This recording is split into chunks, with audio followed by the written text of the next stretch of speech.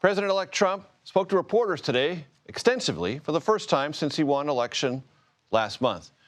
President-elect covered a lot of topics: job creation, tax cuts, Israel, Ukraine, the border wall, energy, trade, and he even shared what he thinks his second term might bring. But this will be the most exciting and successful period of reform and renewal in all of American history, maybe of global history. The golden age of America, I call it. On Capitol Hill, President-elect Trump's pick to lead Health and Human Services, Robert F. Kennedy Jr., worked to drum up support among senators for his confirmation. Kennedy is sure to face a number of questions over his opposition to some vaccines under some circumstances. Libby, Cathey, and Scott MacFarlane join us now to discuss the Trump transition. Libby joins us from West Palm Beach. Scott is on Capitol Hill. Libby, let me start with you. What stuck out to you from President-elect Trump's press conference? Yeah, good to be with you, Major. Well, Trump speaking to reporters for over an hour today, as you said, for the first time taking questions since becoming president-elect. I'm here in a windy West Palm Beach where our Caitlin Huey-Burns was inside Mar-a-Lago, and she asked Trump about vaccines, to your point of RFK Jr. being on Capitol Hill meeting with senators right now. Caitlin Huey-Burns asking Trump whether he would ask RFK Jr. to move to have vaccines revoked. Trump said that he would like RFK Jr. to go and look at this and report back. So really kind of flirting with some vaccine skepticism himself, Trump today. He talked about this unfounded connection between vaccines and autism, for instance. However, when it comes to the polio vaccine, Trump said that's something that he would not touch in response to Caitlin Huey-Burns' question, and something that RFK Jr. himself addressed on Capitol Hill when arriving, telling reporters that he does not want to do anything with the polio vaccine. Both of those comments from Trump and RFK Jr. coming after public pressure from Senate Majority Leader Mitch McConnell, or outgoing minority leader, I should say, but Senate Republican Leader Mitch McConnell, who battled polio as an infant, who attributes, his life with that vaccine. So both Trump and RFK Jr., saying that they wouldn't touch that, but Trump touching on a number of other issues and really kind of offering some vaccine skepticism, while also saying that he doesn't think that RFK Jr. is as controversial as a pick as some see it, Major.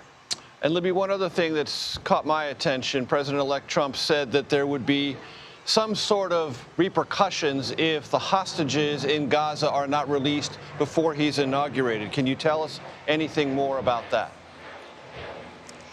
Yes, Major, that caught my eye, too. And as often with Trump, he did not elaborate on that. What would that mean? What would hell to pay mean? He did not elaborate on that. He did not give specifics. Often he says, that he wouldn't give those specifics because then that would show all of his cards at the negotiating table. But really answering a lot of foreign policy questions there.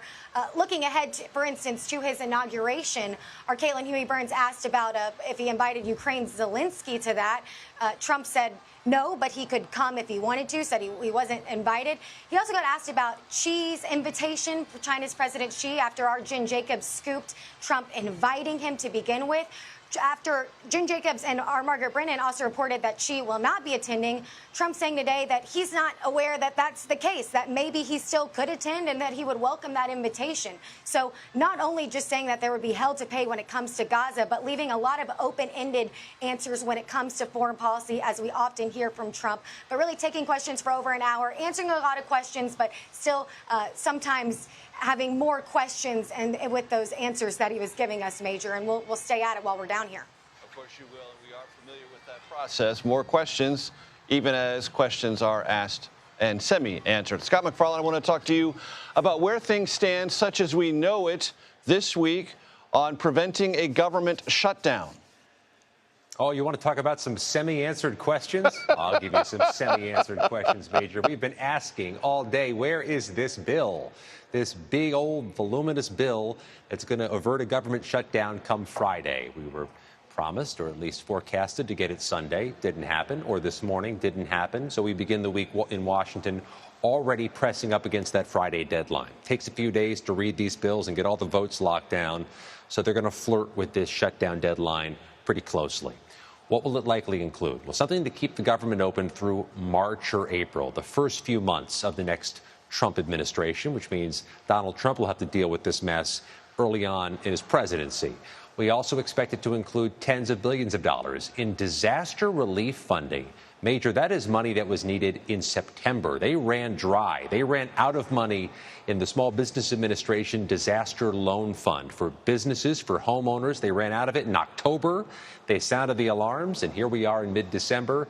It has not been replenished. So the understanding is, Major, that'll be a part of whatever deal is cut before Friday. And the Democrats keep telling reporters they have leverage, and it indicates from this lack of action that may be true. They're driving a hard bargain. Oh, they are wielding outsized leverage this week. Republicans have to get this spending bill through the U.S. House to avert the shutdown and deal with the other crises. And they have such a slim margin and such a track record over the past 2 years of being able to do nothing that's difficult on a party line vote. They'll need a whole bunch of Democratic votes, potentially dozens of them, which means Democrats are at the table asking for things. They'd like more funding or funding commitments for restoring the Key Bridge in Baltimore. They'd like some of their policy initiatives funded. They may have leverage now that somewhat disappears in January with the new Congress and the new administration. But, Major, you can sense it. There are going to be narrow margins in the House next year, and Democrats will likely have a seat at the table there, too. Libby, I want to go back to you in West Palm Beach. Did President-elect address his thoughts on if he will permit or tolerate any Senate Republicans to vote against any of his nominations? Well, yeah, it's something that his team says he's not really going to tolerate. And we heard him continue to be bullish on those cabinet picks in those remarks to press earlier. Pete Hegseth, for instance, coming up.